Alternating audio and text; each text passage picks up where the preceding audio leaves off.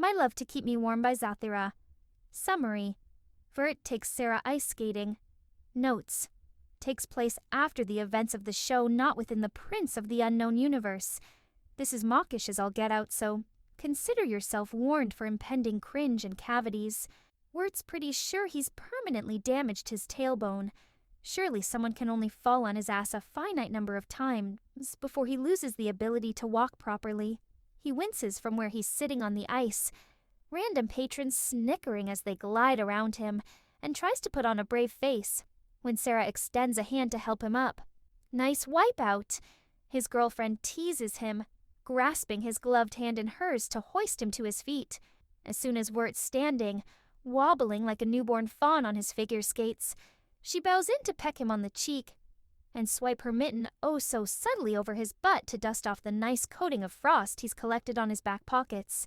Wirt, right on cue, blushes to the tips of his ears.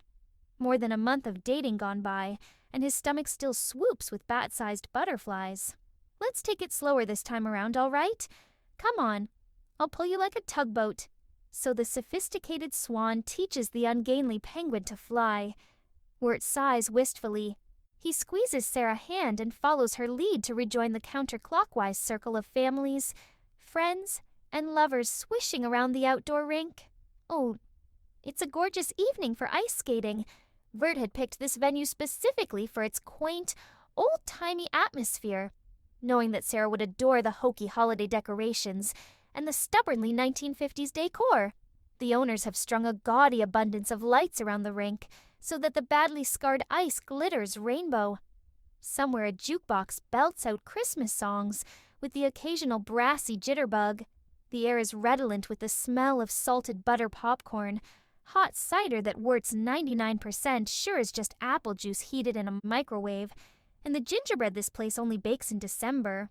Above the rink, the purple sky is hazed with the orange-yellow of civilization's electric glow. It's crowded, loud, and bursting at the seams with pre-holiday excitement. In short, this place is perfect for Sara. On her hockey skates, Sara is much more graceful than Wirt. She moves with enviable confidence to guide him around raucous kids, daring each other to skate backward, and past terrified couples inching along the walls. Her dark, dark eyes reflect the twinkling bulbs surrounding them like red, green, blue stars.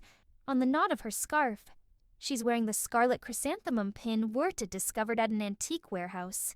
He'd pored over so many books, explaining the language of flowers, had written poems to help him remember which colors meant adoration and which ones meant sorrow, so he wouldn't mix them up. And his heart had clogged his throat when he presented the pin to Sara after their 5th date. Would the red flower freak her out with its message of love and deep passion? Was this too much too soon? Geez, it wasn't as if the pin were an engagement ring, but still his ears had flushed the same color as the bloom, and he'd stammered as Sara held his gift up wonderingly, running her thumb over the smooth enamel. I saw it and thought maybe you could wear it on your denim jacket, you know, with all those other pins and patches. Dread when she bit her lip. Then Sara had said, "It's cute," and pinned it right above her heart. And she's decorated her hat or her scarf with a little red mum every time they've gone out so far. You're getting pretty good at this. Scott Hamilton. Sara boops him on the nose and veers away before Wirt can retaliate. Why don't you try a backflip? Ah yes, the most impressive trick in the book. Attempting a backflip and dying instantly. Wirt snarks with a smile and rolls his eyes at Sara's bright laugh. His girlfriend makes him forget that he's surrounded by strangers watching him from every angle. Last year, he wouldn't have even entertained the notion of lacing up skates, because the very possibility of any fellow teenagers catching him face-planting on the rink made him want to puke. A lot of things have changed since Halloween. Social situations continue to scare Wirt more than any R-rated horror movie, but he recovers faster from moments of humiliation and panic, gritting his teeth through dread instead of locking himself up at home. He has yet to let Sara listen to that tape he made for her back in October, but he's working up to it. Seriously! Maybe on their next date night when the weather isn't so pleasantly clear and so perfectly suited to moseying around a ring of blinking bulbs and paper snowflake cutouts. Wirt catches up to Sara, or she deigns to slow down enough for him to catch up, and he grabs her hand again. "Are you having fun?" he asks eagerly, only the slightest bit anxious. "Do you want to take a break? Maybe get some hot chocolate or popcorn or incoming?" Approximately 55 pounds of rambunctious child slams into the backs of Wirt's knees. He folds like a Christmas card, his entire life flashing before his eyes, and slides about a yard on his back, lanky limbs splayed out as if he decided to make a snow angel right there on the ice. He stares blankly up at crisscrossing lines of primary-colored lights and the milky half-moon. Oh, it's saucy. Wirt! Sara sails toward his side to lean over him, palm covering her mouth, voice tight with the effort of restraining a fit of giggles. "I'm fine," Wirt wheezes, dazed. He waves a nonchalant hand at everyone skating callously around him. No, nobody slow down. I'm totally okay. I'll never walk again, but don't trouble yourselves on my account." Greg's face peeks across him on the other side. He's grinning widely over the folds of his scarf and doesn't look guilty whatsoever. "I did say incoming, Wirt," the kid says. "I knew I'd regret bringing you along." Wirt grumbles out the side of his mouth. His statement lacks the bitterness that would have soured it in the past. He accepts both Sara's and Greg's help, stacking himself stiffly upright, groaning theatrically, and pretends not to enjoy how they both hug his arms, like affectionate bodyguards, as they chaperone him to one of the exits for a snack break. Most older brothers would rather bury themselves alive than have their little siblings tag along with them on a romantic date. Wirt did not have a choice in the matter, since his parents would only give him permission to take the car if he also took Greg. This means Wirt's had to sneak in public displays of affection when Greg isn't looking. Thank God some of Greg's school friends are here to distract him. And, yeah, it's plenty awkward, though Sara never seems to mind when Wirt has to babysit. That's part of her fantasticness. She always simply accepts Wirt, his permanent shyness and his gauche attitude, and his nerd knowledge and the talkative little brother that comes with the package. He could kick himself for not having the courage to ask her out sooner. Oh well, better late than never. Wirt has brushed close enough to death's fell cloak to realize that he needs to start actually living. At an empty picnic table, Sara and Greg launch into a spirited debate on whether a polar bear would win a fight against Santa Claus. "Santa is magical, Greg," combated by, "Sure, but polar bears are bears," while Wirt wobbles on his blades to the concession stand. He wrinkles his nose a bit at the anachronistic clash of 1960s motifs sprinkled alongside the more accurate 1950s paraphernalia. What were they thinking, honestly?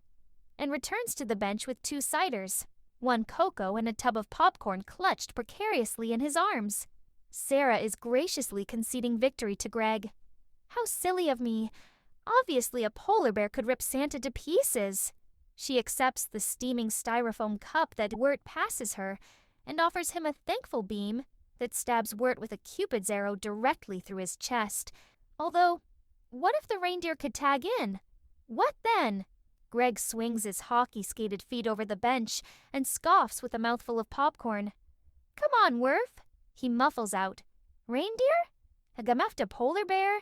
Wirt wraps his arm around Sara's shoulders, a move that practically sent him into cardiac arrest the first time he executed the maneuver, and gingerly sips his cider. Yeah, this stuff is absolutely hot apple juice. Well, Santa's reindeer can fly, so that affords them an aerial advantage, Wirt reasons wisely. When Greg spits kernels in betrayed astonishment, Wirt pulls his brother's knit cap down over his eyes. They could dive-bomb the bear, trample it with their hooves. Someone slipped $1 into the jukebox. A tinny recording of "Grandma Got Run Over by a Reindeer" clangs over the speakers, much to Sara's crowing delight. It's a sign. She chuckles at Greg's huge eyes. Polar bear beats Santa, sure, but 8 reindeer definitely beat polar bear. Aerial advantage, Wirt reiterates soberly. He and Sara bump one another's styrofoam cups in a cheers. Greg shakes his head, thoroughly disgusted. At one point, the younger boy tires of Wirt and his significant other, making shameless goo-goo eyes at each other. He pesters Wirt for $1 and wanders toward the jukebox himself, leaving the lovebirds to people watch. Greg's been busy zooming as fast as he can around the rink all night, racing a few of his buddies that have come here with their parents. But he hasn't seen Wirt kiss Sara once, which is a downright crime in Greg's humble opinion. He scrolls through the jukebox choices with utmost focus and pumps his fist victoriously upon finding the most lovey-dovey holiday jingle of all time. Wirt glances away from the liquid black of Sara's twinkling eyes, only because the frantic clump of Greg and his skates trotting full speed back to the picnic table sounds like a disaster waiting to happen. Don't run in those, Greg. You could fall and hurt yourself.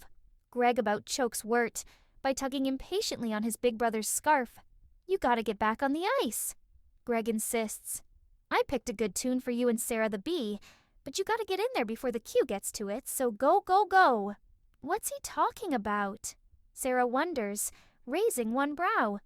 She patiently endures Greg shooing her off the bench and herding her and Wirt into the rink again despite Wirt's balking. We can't just leave our trash at the table, Greg. Since the little guy is pretty darn adamant. Wirt beats her into the current of bodies after swatting away Greg's pushing hands. Sorry about him. He sighs, exasperated.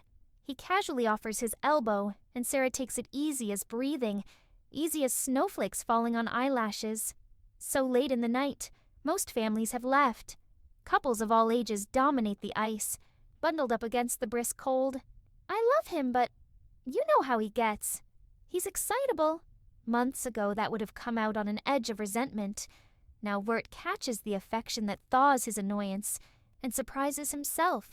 Wirt instantly recognizes the first jazzy notes of Dean Martin's "I've Got My Love to Keep Me Warm" crackling overhead. He can't stop himself from going rigid in Sara's hold, heat creeping up from his stomach to sizzle across his face and up to his messy hairline. As he and Sara complete their first revolution around the ice, his disbelieving stare meets Greg's from where Greg is leaning against the outer wall of the rink. Greg shows all his teeth and gives two encouraging thumbs up. Sara bumps Wirt with her hip enough to jostle him into the present. You gotta move your legs. Mr. Ice Sculpture. If this is the song that Greg picked, that means that Greg knows that Wirt likes it. And the number one reason why Greg would know this is if he's been listening to Wirt squawking through the lyrics on a personal rendition of the tune for Sara's holiday tape in the privacy of Wirt's bedroom, which is supposed to be a secret. Oh, Wirt is going to kill him. Sara hums the melody until she playfully nudges Wirt into joining along. He nervously sings the words under his breath and stares resolutely ahead. What do I care if icicles form? She nuzzles a butterfly kiss into the corner of his jaw, and Wirt's thankful she's so competent on a slick surface, because he's pretty sure the part of his brain that's supposed to control the rest of his body just shut off. I've got my love to keep me warm. His girlfriend draws away only to cut in front of him, facing him, clasping his hands in both of hers, while she floats backward, pulling him like a kite.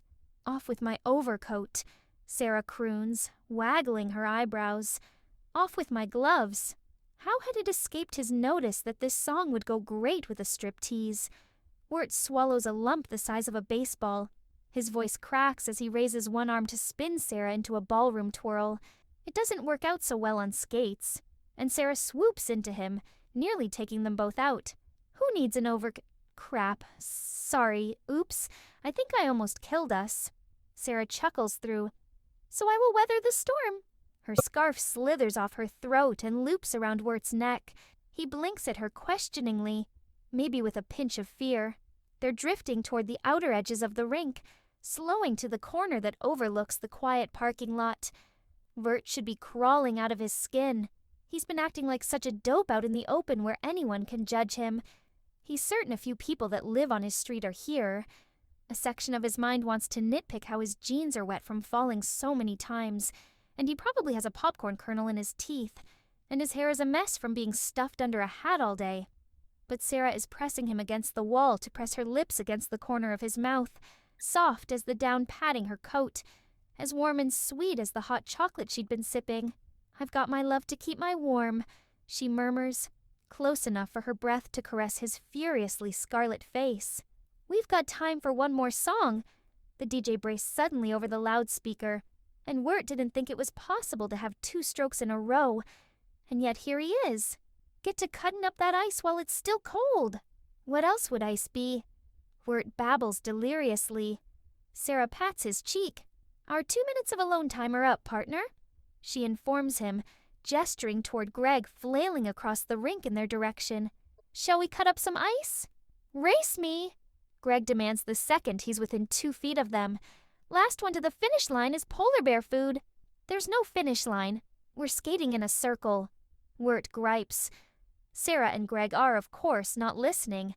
His brother scoots as if his life depends on it, and Sara offers no more than a shrug and an evil wink as a signal that it is on. In the end, Sara is declared the winner for scraping to a stop at the exit a nanosecond ahead of Greg. Wirt is given a conciliatory pat on the back and smooch on the cheek from Greg and Sara respectively, and has to remind his competitors that without him, they have no ride home. Sara retaliates by bringing Wirt's attention to the unimaginable things he'll be missing out on if he dares leave without her. Wirt spends the rest of the return trip deflecting Greg's unending interrogation. Why are you blushing? What were you guys talking about? Did you like the song I picked out especially for you? Wirt drops Sara off at her house. He kisses her wool-sheathed knuckles goodbye and heads home with the radio jingling on the Christmas station. Later, Wirt helps prepare Greg for bed, participating in the pre-bedtime rituals he previously avoided like used needles. Brushing his teeth with Greg is not half as painful as he remembers, although it's still somewhat painful, given that his younger sibling has not stopped commenting on his version of events since they walked through the front door. That was a good date night, Greg observes, as if he were an integral part of the evening and not a bonus guest tacked on by their parents. Your future husband skills are getting pretty sharp, brother o' mine. Wirt gags on his toothpaste. Never say that again, he begs after spitting into the sink. Greg wriggles into his pajamas. Wirt wishes him and Jason Funderburker the bullfrog good night, upon shutting himself in his room at last, to write verses about lights glimmering on ice and a scarf shared between paramours. Wirt has to smile. Greg is right. It was a good date night. The kind that he wouldn't have dreamed of this fall, when he existed as a self-imposed pariah who didn't know how to have fun. A ridiculously fuzzy bloom of saccharine sentimentality warms him from the inside out. Greg is okay. Wirt is okay. Tonight was a good night, and Wirt dares to hope that there will be many more to come.